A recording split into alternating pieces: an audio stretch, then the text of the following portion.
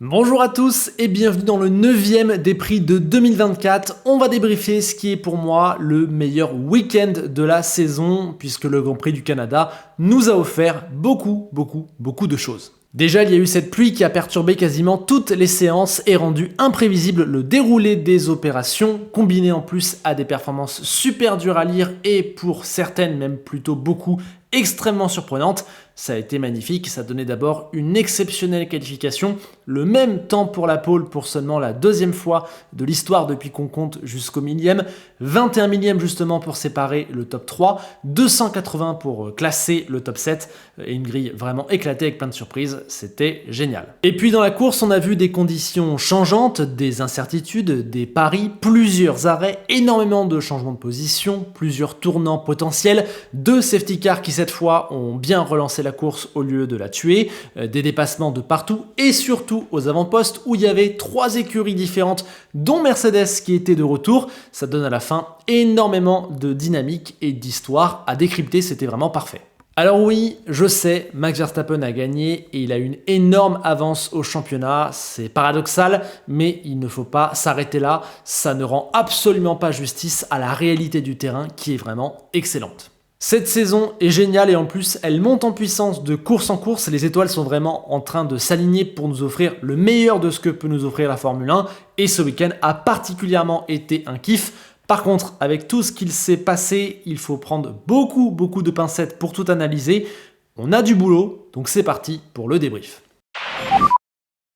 Dans des conditions extrêmement particulières avec la pluie et le froid, c'est Mercedes qui est sorti du lot samedi, notamment en qualification où ils étaient les meilleurs, personne n'a pu aller les chercher, ils ont fait des temps en dessous des 1.12 en Q2 que personne n'a su faire et donc ils ont décroché la pole avec George Russell, même si c'est égalité avec Verstappen. Russell qui dans ces conditions pluvieuses s'est bien envolé et à partir de là, dans ce genre de scénario, on sait que le mec qui est devant, il a un énorme avantage sur les autres. Si c'était resté pluvieux tout du long, peut-être que voilà, les positions n'auraient jamais changé. Mais malheureusement pour Mercedes et heureusement pour nous, les conditions ont tourné plusieurs fois d'ailleurs et la piste a commencé à sécher et quand c'est arrivé, on a vu que Russell commençait réellement à souffrir.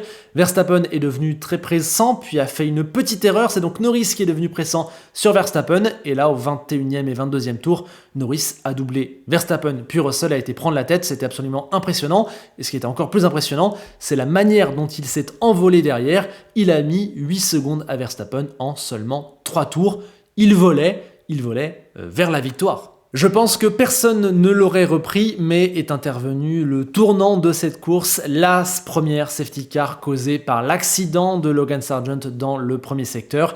Et là, il s'est produit exactement le scénario inverse de Miami. Cette fois, lorsque la safety car s'est déclenchée, Lando Norris venait tout juste de passer dans la chicane, de freiner à la chicane et donc n'a donc pas pu rentrer au stand, ce qui fait qu'il a dû s'arrêter un tour après ses 3 poursuivants et donc il est ressorti 3e de justesse devant son coéquipier. Alors Norris a dit que c'était une erreur de McLaren de ne pas avoir suffisamment prévu cette situation, mais concrètement quand on regarde les images, voilà, non, c'était juste un timing extrêmement malchanceux, il ne pouvait pas rentrer au stand au moment où ça a été déclenché, même si l'équipe s'y était préparée, donc voilà, malheureusement, il a perdu la tête là-dessus, et après, on a vu que sur le deuxième train d'intermédiaire, il n'avait plus le petit jump pour aller doubler Russell, il était coincé derrière son collègue britannique, et du coup ça a donné un matelas de 4-5 secondes d'avance à Verstappen, très utile au moment de l'arrêt pour le passage au pneu slick que Verstappen a fait avant. Norris a tenté un overcut, mais quand il est ressorti, à cause de la pit lane qui était encore largement mouillée malheureusement, eh bien on a vu que c'était impossible de faire un overcut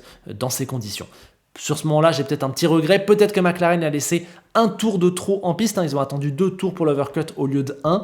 Peut-être que ça aurait changé quelque chose. Mais franchement, je ne pense pas qu'il serait ressorti devant Verstappen. Au moins grâce à ça, il a pu doubler Russell sur qui il faisait bouchon.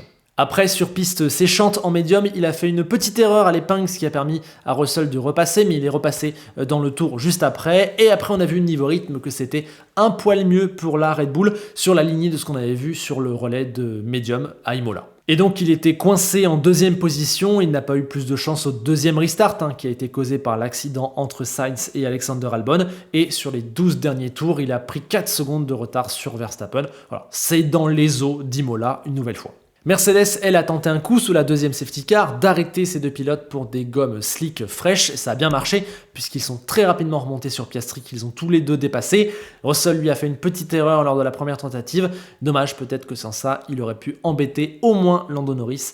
On verra, et en tout cas, à la fin, il a fini par reprendre la position à Hamilton, la 3e place, puisque Hamilton était sur des pneus hard, donc logiquement, il galérait un peu plus. Voilà comment la course s'est jouée pour les hommes de tête, mais alors, après tout ça, autant de rebondissements, de rythmes différents sur des pneus différents, dans des conditions météo différentes, que faut-il en déduire?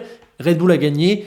Est-ce que Red Bull a repris à l'avantage? Est-ce que Red Bull est toujours la plus forte? Eh bien, je pense que non. Un petit peu comme à Imola, on a assisté à une nouvelle victoire trompe-l'œil, permise déjà par ces conditions météo très particulières qui ont empêché d'avoir un Grand Prix vraiment dans des conditions extrêmement régulières, mais aussi permise par la safety car qui a enlevé à Norris une victoire qui semblait absolument claire et nette, même si au passage des médiums, il aurait chuté en rythme par rapport à Verstappen. Je pense qu'il avait une marge largement suffisante. Je continue donc de penser que McLaren a en ce moment la machine la plus performante et la plus complète sur l'ensemble des deux relais de la course. Alors là, on a vu qu'un relais en médium sur le sec et c'est généralement le relais où Red Bull s'en sort le mieux. Mais donc voilà, il manque encore quelques petits détails près, mais je me dis que ouais, sur l'ensemble d'un week-end, la McLaren est actuellement la voiture qui est la plus dure à contenir, du moins sur le papier. Norris peut donc rager car pour moi, il aurait dû empocher hier sa 2e victoire en Formule 1. Après, vraiment pour le coup, c'est exactement un prêté pour un rendu par rapport à Miami. Il a gagné grâce à un fait de course similaire à Miami. Il a perdu cette fois-là. Bon, un partout, mais je sais que les pilotes ne comptent pas comme ça. Lando Norris, il voit surtout une occasion ratée d'avoir une 2e victoire et de mettre la pression vraiment sur Verstappen. Verstappen qui est, avec la safety car, l'autre raison qui explique pourquoi Red Bull a réussi à gagner malgré son temps faible actuel, malgré ses difficultés qui sont réelles sur la piste, au passage des vibreurs, dans la stabilité du train arrière, il y a de vrais soucis. Ouais, mais il y a Max Verstappen qui fait payer aux autres la moindre petite erreur, la moindre petite imprécision même, hormis son erreur au virage 1 qui finalement n'a pas eu trop de conséquences. Eh bien, il a été irréprochable ce week-end, il a été exceptionnel en qualif où il va chercher le même temps que la pole et c'est là qu'il a fait déjà quasiment toute la différence. Verstappen est toujours là, il rend fou les autres puisqu'il sera toujours quasiment imbattable malgré les difficultés de Red Bull. Il faudra être parfait, absolument parfait, même peut-être plus que ça pour le battre. Voilà. On a assisté à une nouvelle masterclass. Lui, il a pris de l'avance au classement, il est toujours là. C'est l'équation insoluble de la Formule 1, un robot. Et Mercedes alors, avait-il, comme on l'entend, la meilleure voiture? Est-ce qu'ils auraient pu gagner? Eh bien déjà, oui, ils étaient les meilleurs dans les conditions les plus fraîches, donc évidemment le samedi. En revanche, la course, je trouve, a montré certaines de leurs limites, notamment sur la fin du passage aux intermédiaires et aussi sur le relais en slick où finalement Red Bull et McLaren ont montré qu'elles avaient un petit avantage quand les conditions devenaient plus normales. Mais ils étaient clairement dans le coup et en plus j'ai le sentiment que Russell a un petit peu raté son premier relais et a fait quelques erreurs qui au final ont gâché une réelle opportunité. Les erreurs, j'en compte 3. Quand il se fait passer la première fois par Norris, il coupe la chicane et se fait passer aussi par Verstappen. Sans ça, peut-être qu'il reste devant et que c'est lui qui passe premier après la safety car. Belle erreur. Vers le 50e tour, juste après avoir doublé Norris, il fait une petite erreur. La chicane, on a vu tout le monde faire des erreurs aussi. Du coup, il repère automatiquement la position. Et enfin, quand il a tenté d'attaquer Piastri pour la première fois, c'était un petit peu mal maîtrisé. Il doit couper, Hamilton passe, il perd du temps. Sans ça, peut-être qu'il va chercher Lando Norris pour la 2e place, voire peut-être il peut menacer Verstappen. Bref, 3 erreurs qui coûtent un petit peu cher. Je me dis que sans ces miettes perdues, et aussi s'il avait su mettre à profit le bon pari stratégique de la fin, il y avait mieux à aller chercher. Et la victoire, elle était jouable. Ça laisse des regrets, notamment pour Hamilton, qui, s'il avait été en pole, aurait à mon sens opposé bien plus d'arguments aux autres que ne l'a fait George Russell. On reviendra évidemment sur son cas, il a été central dans ce week-end.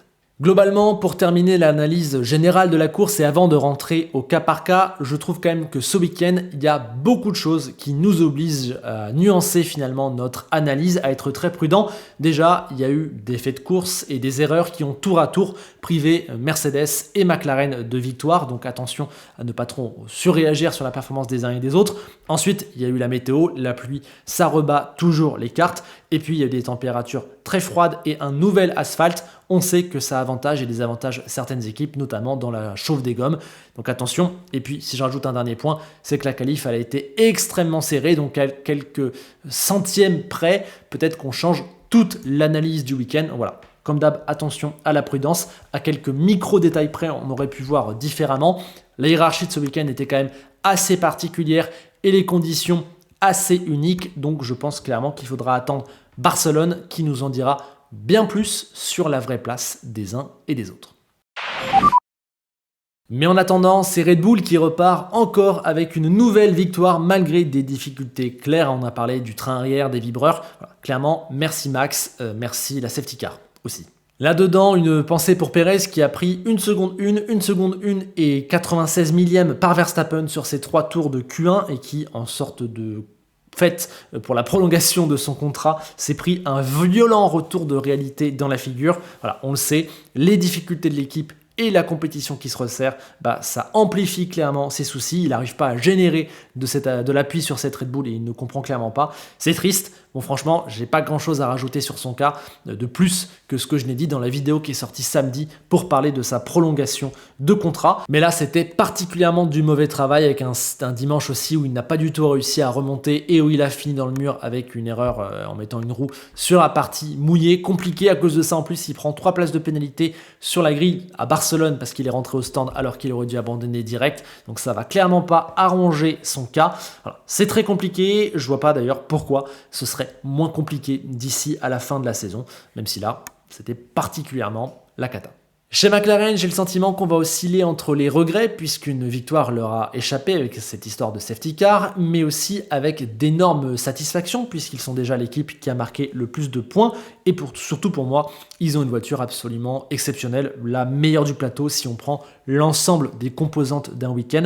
En tout cas, je trouve que c'est la plus constante, la plus complète, la plus prévisible, la meilleure sur tous les circuits. Il leur manque maintenant quelques détails pour battre Max, même si franchement hier, pour moi, le détail qui manque, c'est du timing pour la safety car, pas grand chose de plus, enfin, mais quand même sur les relais en médium, etc., il y a des choses à améliorer, aussi peut-être en qualification. Lando Norris, lui, il a été absolument génial tout le week-end. Il faut rappeler qu'il passe à 21 millièmes de la pole et son Grand Prix, franchement, il n'y a quasiment rien à lui reprocher. Juste, il n'a pas réussi à avoir ce petit jump sur la fin du Grand Prix pour éventuellement reprendre la première place qui lui avait été enlevée. Voilà. En tout cas, exceptionnel. Et McLaren sait sur quoi travailler pour passer le dernier palier.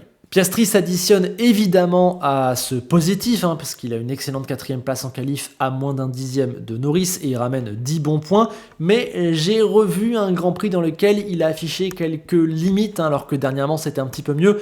Alors évidemment, c'était peut-être son 2e ou 3e Grand Prix en Formule 1 sous la pluie et ça a été une course qui a été un vrai casse-tête. Donc évidemment, c'était compliqué et à la fin, il est à la merci des Mercedes qui sont sur des pneus plus frais. Mais voilà, sur chaque relais, sur les différents pneus, il y a eu un vrai débours par rapport à Lando Norris et à la fin, c'est ce qui lui coûte sûrement le podium. En tout cas, voilà, il s'est fait détacher. L'axe de progression est clairement là, j'ai le sentiment qu'en qualif c'est du très très bon boulot, mais en course il n'est pour l'instant pas une menace puisqu'il glisse progressivement plus les tours avancent. Mais voilà, déjà, ça reste top.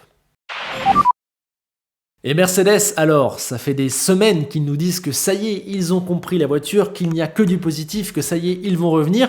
Et ce week-end, ils nous l'ont entre guillemets prouvé puisqu'ils ont joué devant tout du long. Alors, est-ce qu'ils sont de retour ?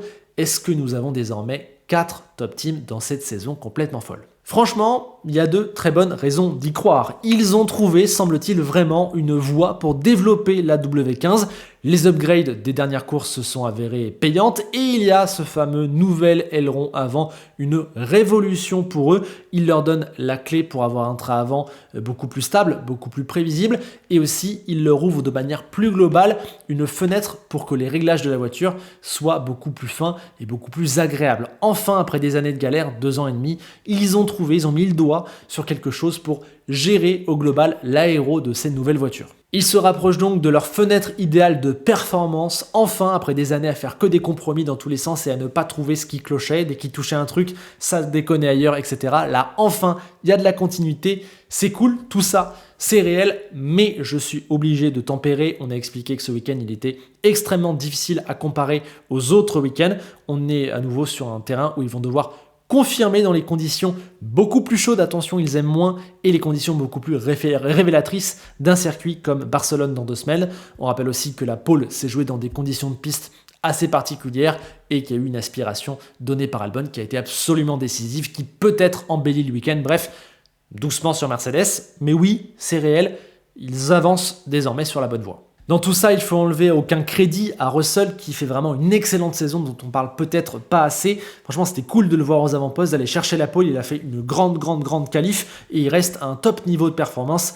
Maintenant, je l'ai dit, sa course me frustre un peu. Entre sa fin de premier relais et ses 3 petites erreurs, mais erreurs quand même, eh bien franchement, ça laisse à désirer en course et ce n'est pas la première fois qu'on a le sentiment qu'il ne remplit pas parfaitement le contrat le dimanche. Hamilton lui était clairement dégoûté et il a raison de l'être avec une qualif où il a perdu, comme quasiment toujours cette saison, les quelques dixièmes décisifs. Eh bien, il a raté une énorme occasion et vu que les occasions, c'est la seule chose qui l'intéresse, lui, dans cette saison et c'est normal, eh bien, vraiment, il a accusé le coup parce qu'on a vu qu'il avait compris qu'il avait raté quelque chose de grand.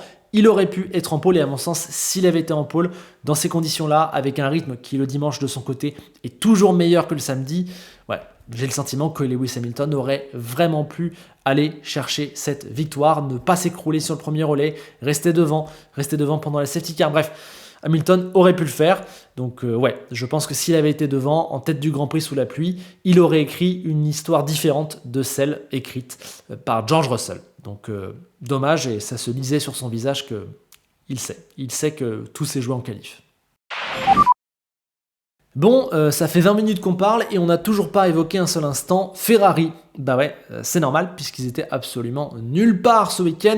La faute à, je pense, principalement ces températures qui les ont beaucoup embêtés. On sait que Ferrari, cette saison, ils ont un peu plus de mal à chauffer le pneu pour un tour rapide. La qualif est moins bonne chez eux que la course. Et là, plus il fait froid, plus ils galèrent. Et là, c'était le pompon. En plus, ils avaient peur de la pluie en Q2, donc ils ont utilisé leur train de pneus neufs au début. À la fin sur les pneus usés, du coup, il en a manqué un petit peu. Et on rappelle aussi que ça se joue à 62 et 39 millièmes pour le passage en Q3. Donc voilà, c'était pas non plus grand-chose, mais Ferrari, il leur manquait de la perf ce week-end. Et à partir de là, le Grand Prix sous la pluie, c'était compliqué de gagner des positions. Si on rajoute à ça Leclerc qui a eu un souci énorme sur le moteur dès le départ qui lui coûtait, on a entendu une demi-seconde et Leclerc a dit 1 seconde 2, donc voilà, c'était absolument énorme le souci, ça leur coûtait beaucoup sur les lignes droites et à partir de là, il n'y avait plus rien à espérer. Ils étaient obligés de passer au stand et de couper le moteur, je crois 30 secondes pour que ça redémarre bien, donc à partir de là, il fallait absolument tenter quelque chose parce que la course elle était morte, du coup ils ont tenté les pneus slick, c'était malheureusement peut-être 7-8 tours trop tôt. Leclerc, voilà, il conduisait sur de l'eau, donc c'était pas bien, ils ont fini par abandonner, ce qui est normal, mais bon, faut pas les blâmer pour ça. Le souci de Ferrari, c'est la qualif et c'est le souci moteur. Sainz, lui, va sûrement regretter son erreur à la chicane à la toute fin de la Q2 qui aurait pu totalement changer un week-end qui a été vraiment galère pour lui. C'était compliqué, mais il aurait pu se sauver. Derrière, malheureusement, il fait un mauvais départ. Il est coincé dans le peloton sans pouvoir faire quelque chose. Il y a à un moment donné aussi un contact avec Valtteri Bottas. Et puis, ce spin à 20 tours de l'arrivée où il finit par accrocher Alexander Albon juste derrière lui, qui vient conclure, je pense, son pire dimanche depuis longtemps. J'ai pas un souvenir aussi mauvais de sa part depuis un moment. Ces derniers temps, clairement, Carlos, il est dominé par Leclerc. Là, il aurait pu s'en sortir s'il n'a pas fait l'erreur à la chicane en qualif. Le dimanche a été vraiment mauvais. Voilà. Une combinaison douloureuse et un avenir à régler entre Sauber et Audi dans les prochaines semaines. On continue de descendre et on a de bons points à distribuer. Faut pas être trop dithyrambique, mais ce sont des bons points. D'abord, un premier pour Aston Martin. Non pas que ce week-end ait été une révolution pour eux, ils restent clairement une 5e force esselée. Si on rajoute Ferrari, et on l'a vu, Alonso n'a pas pu contenir puis suivre Hamilton. Il y a un gap d'écart clair et net avec le bon wagon d'avant. Mais pour la première fois depuis 3-4 courses, Aston Martin a retrouvé un niveau de performance, disons, décent. C'est un retour à la normale, ils se sont montrés à l'aise dès le début du week-end et ils ont passé la qualif et la course aux alentours de la 6-8e position. À l'arrivée, il y a 14 gros points avec un Alonso enfin de retour après 3 week-ends off et un Stroll des bons week-ends qui a été vraiment présent. Ça leur permet de relancer la machine, de se rassurer sur le fait que la chute des dernières semaines n'en était pas vraiment une, c'était plus une stagnation. Maintenant, il faut confirmer à Barcelone et puis trouver un moyen de combler ce gap et d'aller progressivement s'approcher des 4 écuries de tête. L'autre bon point, il est évidemment pour Daniel Ricciardo. On le sait, la Racing Bulls est capable d'être un trouble-fête, surtout en qualification, car en course quand même, elle reste la 6e force. Le souci, c'est que Ricciardo, il n'arrivait pas à l'utiliser, cette Racing Bulls, à en faire profit. Eh bien, ça a été le cas ce week-end avec une magnifique 5e place en qualification et un grand prix dans les points à la bagarre avec 4 unités qui tombent dans le panier à l'arrivée. Malgré ce faux départ où en fait la voiture bougeait toute seule avant l'extinction des feux, finalement ça ne lui a rien coûté. Il n'y avait pas mieux à espérer que la 8e place. Ça tombe vraiment à un bon moment, alors on sait qu'il y a eu plein d'histoires de critiques avec lui ce week-end, mais il y a surtout eu la confirmation qu'il ne reste qu'un siège chez Vicarb pour la saison prochaine et qu'il va devoir le conserver face à Lawson et Hadjar que Red Bull aimerait bien placer. Pour y arriver, il va devoir multiplier les week-ends comme celui-là, forcer la main de Red Bull et confirmer que c'était pas un week-end comme la Chine avec un grip un peu différent qui l'a avantagé. Non, voilà, confirmer que ça c'est le vrai Ricciardo maintenant. Il a trouvé la clé de la Racing Bulls. Oui, Racing Bulls. Je suis même plus sûr du nom de l'équipe. Tsunoda, lui, s'est retrouvé devant Ricciardo sur la fin de course, mais c'était uniquement car il avait fait le pari de ne pas s'arrêter sous la première safety car et avait gagné des positions, un très bon coup stratégique que certains, notamment Ocon, ont fait. Malheureusement, il était devant et il a tout foiré tout seul en faisant une erreur dans l'herbe et un gros tête à queue. Il a surréagi à son erreur, on va dire, et ça lui coûte les points. Dommage, ça coûte 2 points au final à Racing Bulls et ça vient ponctuer un week-end où quand même il a plus galéré, il a été moins éclatant que d'habitude, notamment face à Ricciardo. Et donc, dernière équipe à avoir marqué des points, on retrouve Alpine. Splendide, me direz-vous? Eh bien non, puisqu'ils ont encore trouvé le moyen de déclencher une crise alors que le résultat est top et qu'ils ne peuvent en l'état pas faire mieux.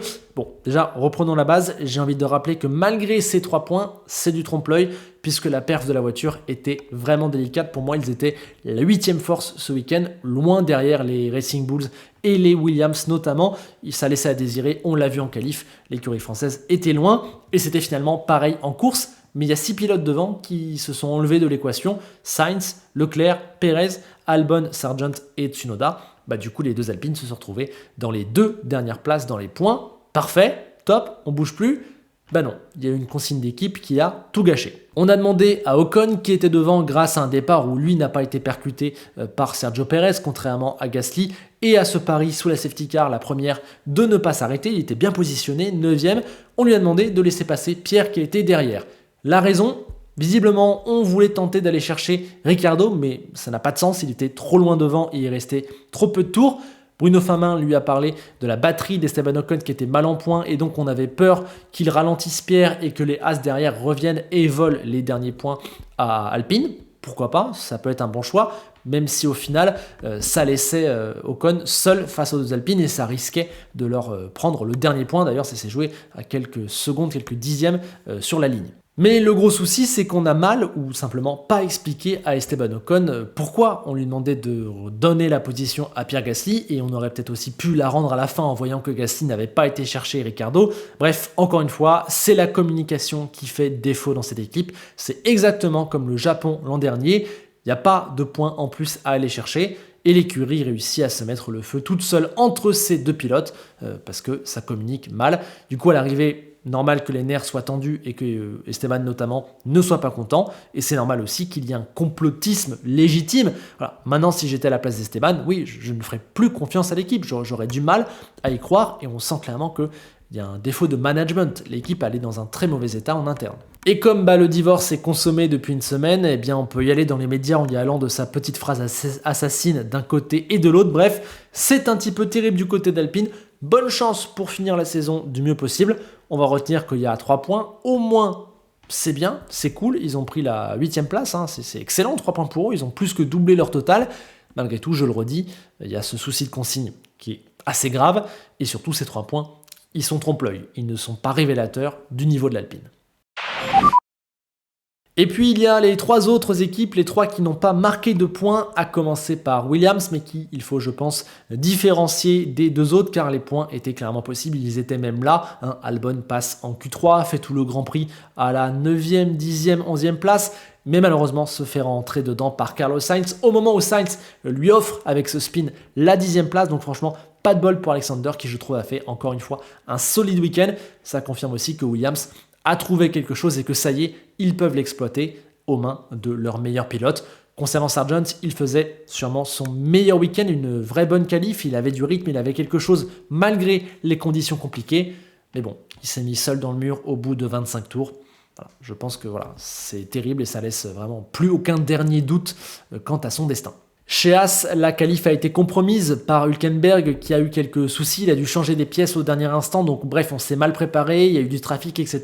Il est sorti en Q1 alors que c'est généralement le meilleur espoir de Haas. Derrière, Magnussen s'est heurté aux limites de la voiture en Q2. On sent quand même que ces derniers temps, la Haas, c'est de plus en plus dur par rapport à la concurrence, mais au départ, ils ont tenté un pari que j'étais surpris, ils ont été les seuls à tenter, mettre les pneus maxi pluie. Beaucoup de ceux qui partaient derrière auraient pu le tenter et ça marchait très bien. Sur les 8-10 premiers tours, les deux Haas étaient les deux voitures les plus rapides. Ils ont chacun gagné 10 places. Magnussen était 4e. Le souci, c'est que cette position aurait pu leur permettre, après les arrêts, de se retrouver dans les petits points pour peut-être aller en décrocher quelques-uns. Malheureusement, il y a eu un arrêt au stand totalement foiré et à partir de là, voilà, ils se sont retrouvés à nouveau derrière le groupe de ceux qui jouaient les points et il n'y avait plus rien à faire. C'est frustrant et c'est une écurie qui, on le sent quand même, a des performances qui en ce moment chutent comparativement à la concurrence.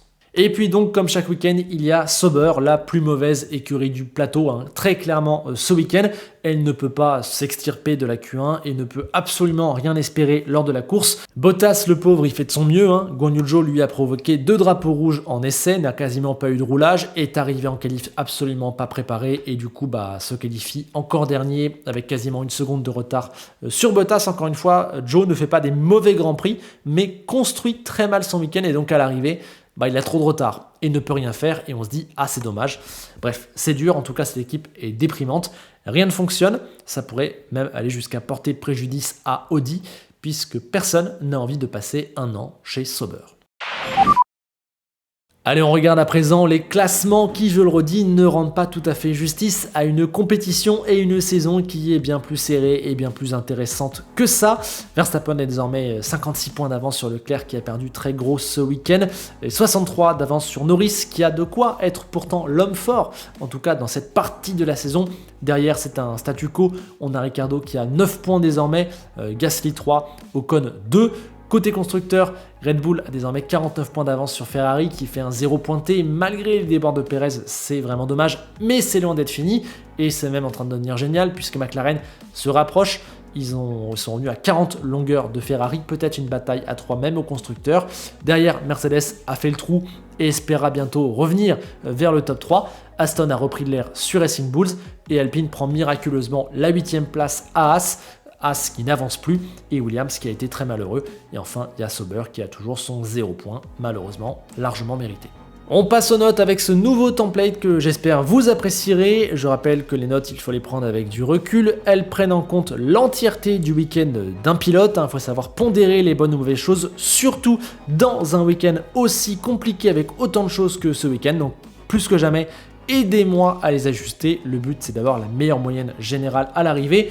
Pour moi, Verstappen a été absolument stellaire ce week-end et mérite aisément la meilleure note devant Norris, que j'ai trouvé irréprochable, et meilleur qu'un Russell qui a été excellent en qualif, mais malheureusement qui a pêché en course. Derrière, je plébiscite Ricciardo et Albon pour des très très bons week-ends. Albon aurait mérité des points.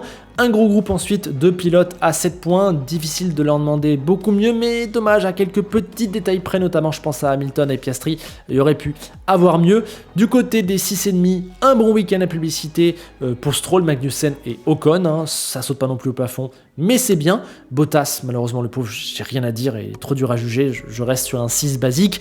Tsunoda, c'était moins bon et en plus il y a une grosse erreur. Hülkenberg, c'était en dessous de ses standards. Peut-être qu'il mérite un peu plus que Tsunoda car il n'a pas fait d'erreur, vous me direz, peut-être qu'il mérite de remonter à 6. Sainz, malheureusement, c'était vraiment pas un bon week-end. Sargent, c'était bien, mais il s'est mis dans le mur. Zhou, très très compliqué. Perez, pas bon du tout. Et Leclerc, je ne l'ai pas noté car Ferrari était en dessous ce week-end. Il bat quand même son coéquipier en qualif. Et en course, malheureusement, dès le premier tour, c'est comme s'il ne courait plus puisqu'il a un moteur qui fonctionne à peut-être 50% de ses capacités. Donc j'ai décidé de ne pas le noter. Dommage, dans la moyenne générale, on ne verra pas ce week-end moins bon. Je sais pas, si vous avez une note qui pourrait correspondre idéalement à Leclerc, vous me dites, mais moi perso, après avoir beaucoup réfléchi, je penche pour le non noté. Voici aussi les notes des équipes. Alors malheureusement, j'ai pas encore le template, donc ça reste sur l'ancienne méthode. Je passe pas beaucoup de temps à les exprimer. Un mélange de performance, de maximisation de la performance, voilà, comme d'habitude, avec les équipes. Et voilà, sur ce, on a débriefé l'entièreté de ce gros week-end du Canada. Franchement, j'ai adoré, il s'est passé beaucoup de choses et la saison devient vraiment de plus en plus excitante sur la piste. Il se passe plein de choses. J'ai trop hâte de Barcelone et des 2 Grands Prix qui arriveront juste derrière, puisque c'est un triple header avec l'Autriche et Silverstone. Je pense qu'on est entré dans une phase de l'année qui est magnifique et je pense qu'il y a moyen qu'on se régale entre 3 et peut-être même maintenant 4 écuries. Voilà. Beaucoup de choses à voir. Je vous attends comme d'habitude en commentaire, n'hésitez pas à me dire ce que vous avez pensé de tout ça, à me donner vos notes, à m'aider à ajuster les miennes, on en débat tous ensemble évidemment comme tous les lundis midi. Pensez au like et à l'abonnement si ça vous a plu. On se quitte avec Enzo Ferrari qui dit que heureusement que les week-ends de Monaco et du Canada n'ont pas été inversés, parce que si Ferrari avait fait cette perf là à Monaco, je pense qu'on en aurait parlé pendant 15 ans. À bientôt. La